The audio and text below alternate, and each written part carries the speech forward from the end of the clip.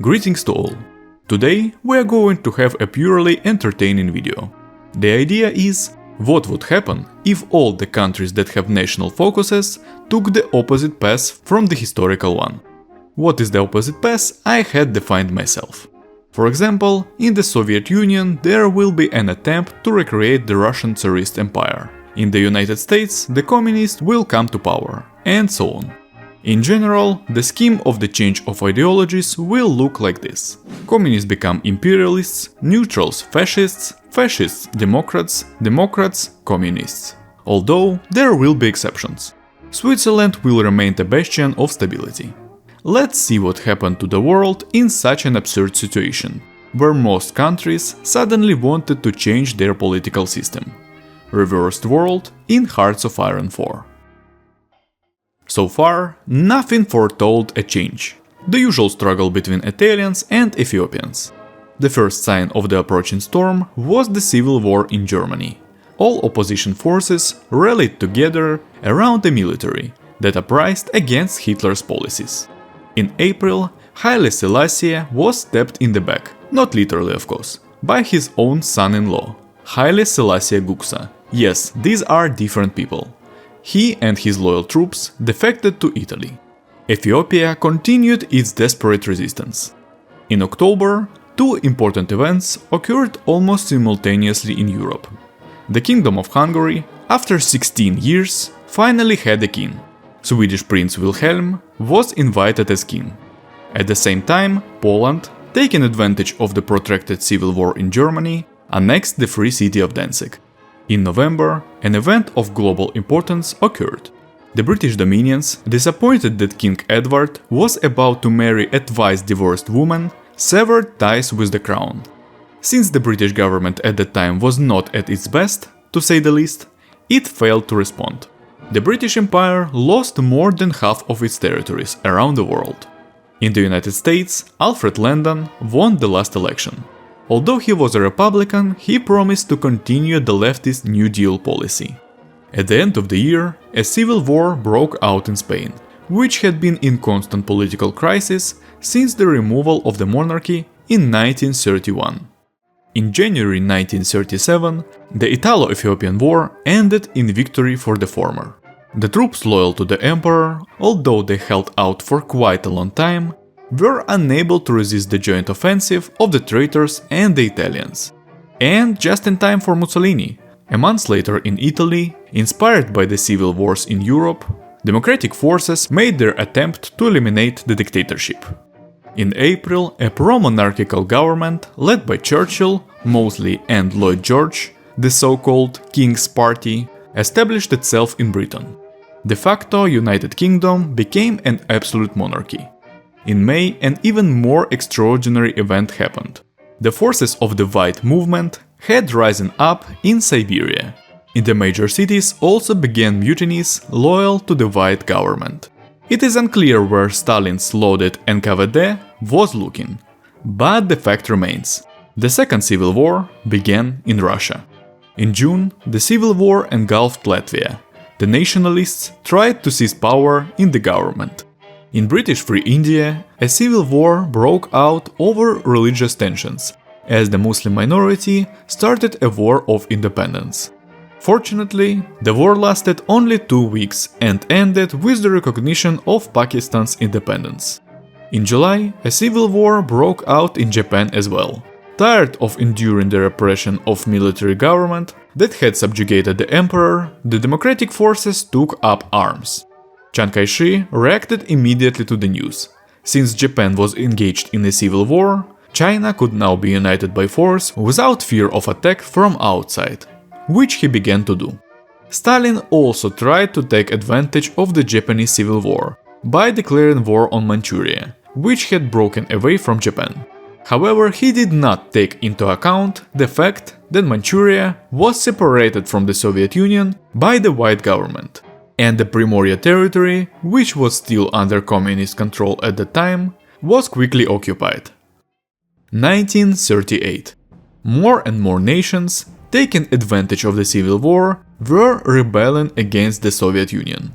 With so many civil wars, this video could be called a world of civil wars. I will even create a counter for it. And no war other than the Pakistani war has ever been over.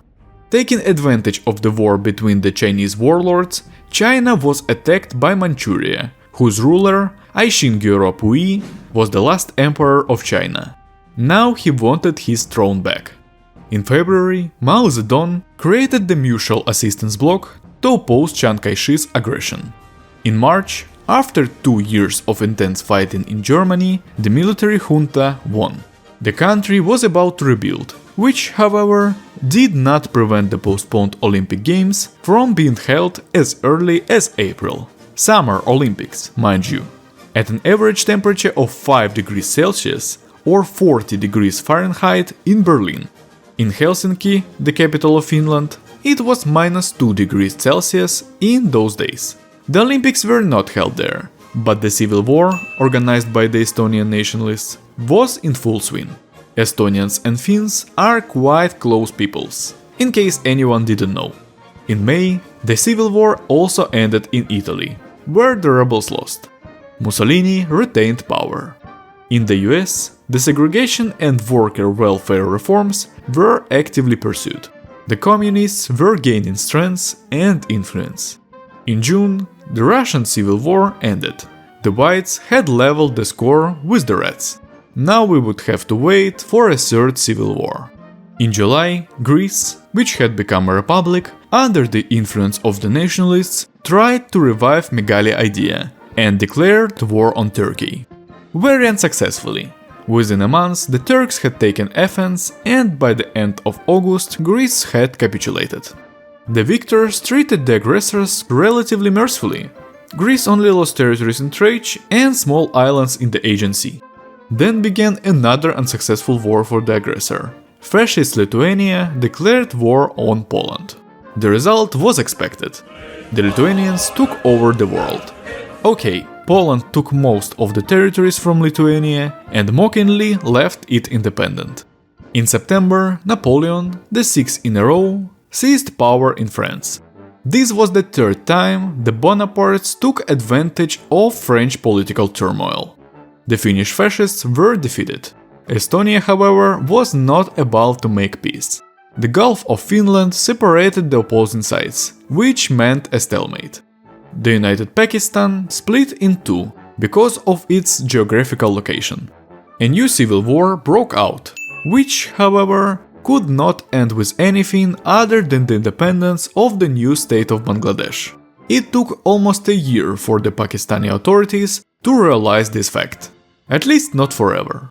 The end of the year marked the end of the League of Nations and the imminent end of Irish independence. The king went to war. Already at the beginning of 1939, Ireland was fully occupied and annexed. And 3 days later, Russia declared war on a weakened Manchuria. Civil wars were still raging worldwide. In Japan, the militarists had the upper hand, and in Spain, the Democrats. Uprisings in these countries were failing. In March, the Spanish Civil War ended, giving way to a new civil war in the United States. Dissatisfied with the leftist government policies and the rise of communism, the southern states tried to succeed, leaving the country into civil war. Remarkably, in this confrontation, the Steel Belt states remained neutral. In April, the communists started a civil war in France. The new Napoleon couldn't even keep the country from falling apart. In connection with this event, it's safe to say that each successive Napoleon is worse than the previous one. We hope that the 10th Napoleon will break the prevalent trend. Already in June, communist troops had taken control of most of the country, and the commanders of the empire seemed not even aware of what was happening on the front. At the other side of the globe, another loser emperor suffered defeat on two fronts. And it is unclear why the crowned in July Emperor Vladimir III was to interfere with the revival of the monarchy in China. It was Japan who took the Primorye, not Manchuria. Speaking of Japan, the militarist forces were already on the outskirts of Tokyo. Meanwhile, the Latvian nationalists were able to assert their control of the country and join the... what? Day 6 strength in numbers. August was marked by many fascist coups. A junta seized power in Mexico, and both Portugal and India were simultaneously involved in civil wars. One step away from surrender, Puyi announced the creation of the Asian League. Already in September, Manchuria was partitioned. Nothing now stood in the way of Chiang Kai-shek's unification of China. In October, the fascist revolt in India failed. In December, Napoleon was defeated. Communism established itself in France. In December, communism also won in the United States, with the North once again stronger than the South. 1940. In January, a special election in the US was expectedly won by the communists. Earl Browder became the new president.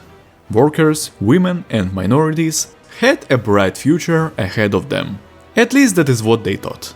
In Germany, by this time, the sides had just managed to agree on the future political organization of the country. Germany was becoming a constitutional monarchy. Wilhelm III had been invited as Kaiser. In March, under the influence of its southern neighbors, a dictatorship of the proletariat was established in Canada. The intensity of world events fell sharply. There were only two civil wars, the Japanese and the Portuguese. But this was only the calm before a new storm. Mexico and El Salvador had formed an alliance of Spanish fascists and were preparing to redivide Latin America. In April, the Russian Tsar began to reclaim the historic lands of the empire. The first victim was Estonia, which had annexed Lithuania and Latvia.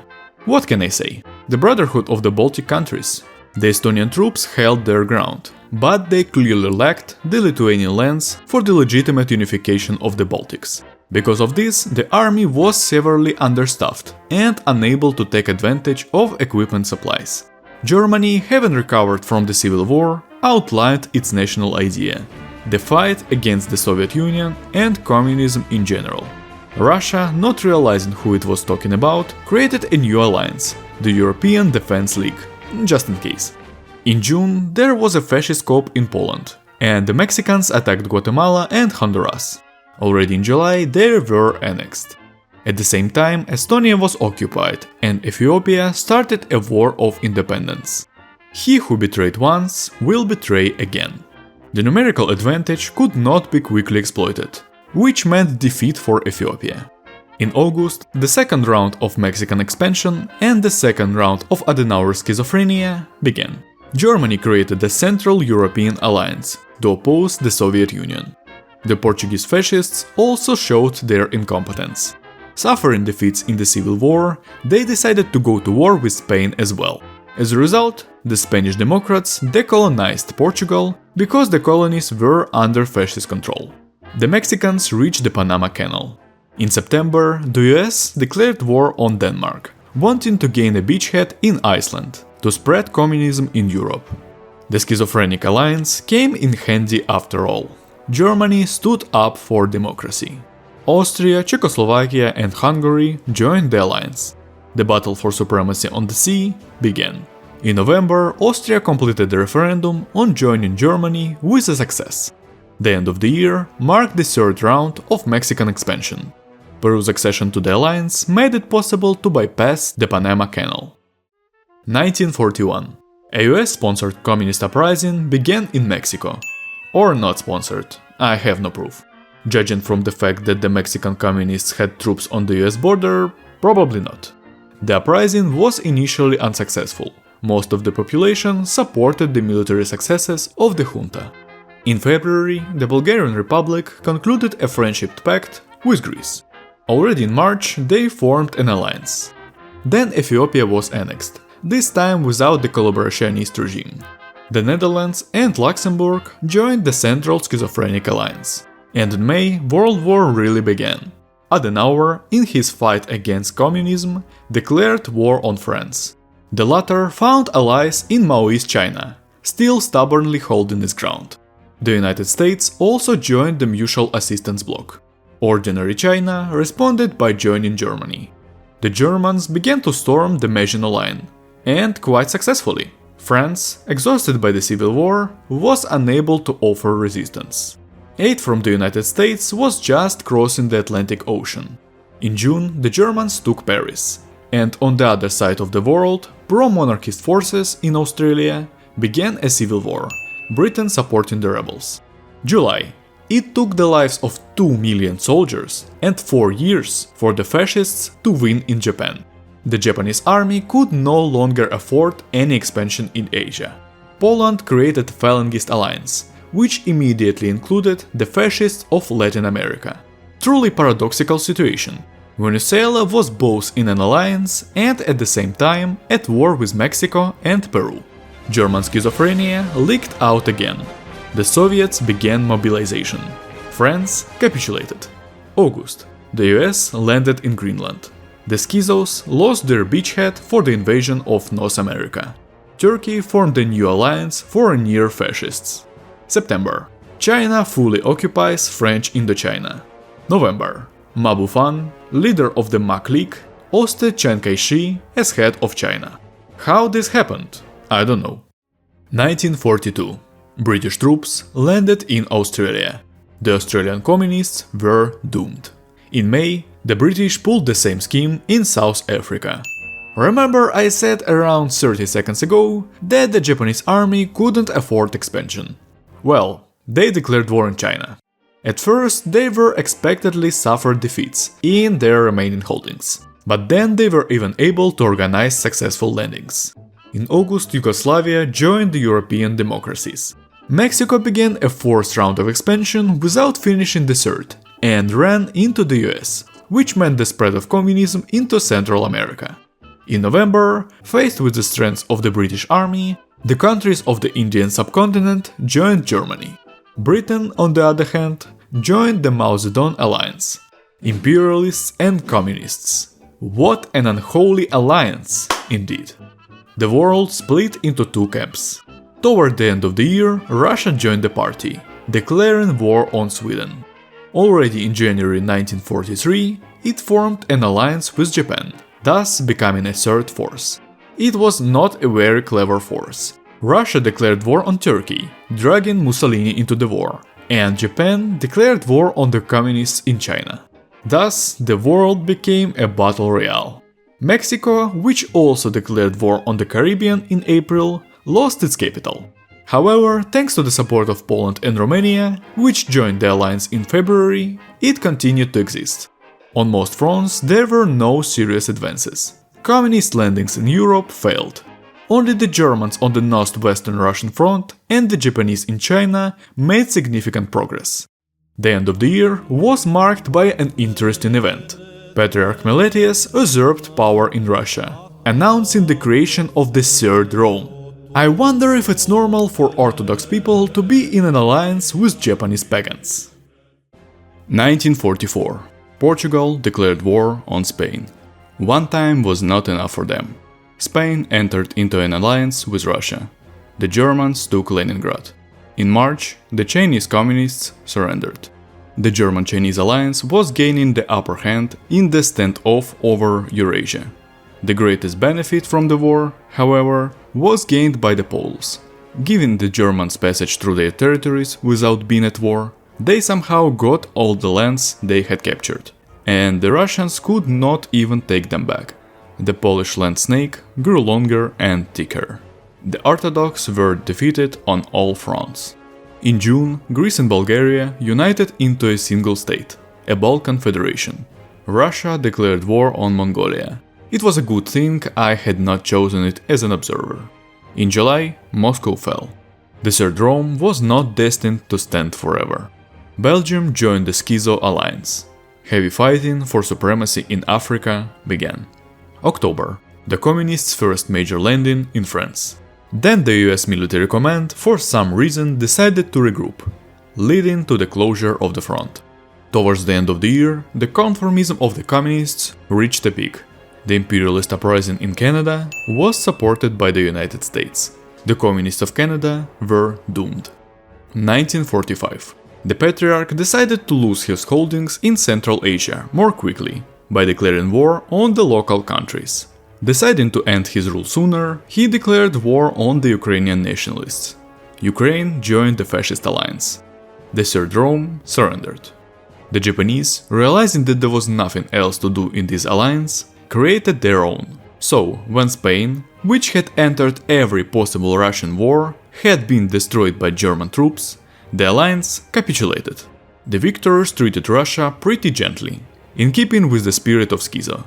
The Third Rome became a democracy without elections, with a new patriarch, Alexander, without losing important lands. Innocent Spain was treated more harshly. Then a rather curious thing happened.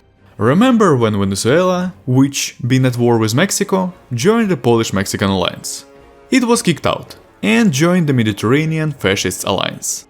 Because of that, they went to war with Poland. And everything was fine because they had no common border, but the Ukraine's entry into the war gave them that border. The Poles and Romanians were slowly losing. The Greek Bulgarians were foolish to take advantage of this war and attacked Italy. Within a year they were dealt with, this time for good. In 1946 the Third Rome joined the Schizophrenic Alliance. Thus they controlled practically all of Eurasia. With the full occupation of Poland and Romania by 1948, the world was in a stalemate. Peru confidently held its defenses in the mountains and jungle, holding the entire Falangist alliance on its shoulders. The communist imperialists held a decisive maritime advantage, but were losing on the ground. The world either had to make peace or go to war for another 1,000 years. And here I would like to end the story of this reversed world. What can I say as a conclusion? The AI is clearly incapable of asserting its capabilities and declares wars by scripts. Because of this, there is a lot of chaos going on in the non-historical focus. Leave a comment, like this video and subscribe to the channel if you want to see similar videos in the future. It's important to me. See you in the next video. Jacob was with you, and with that, I say goodbye.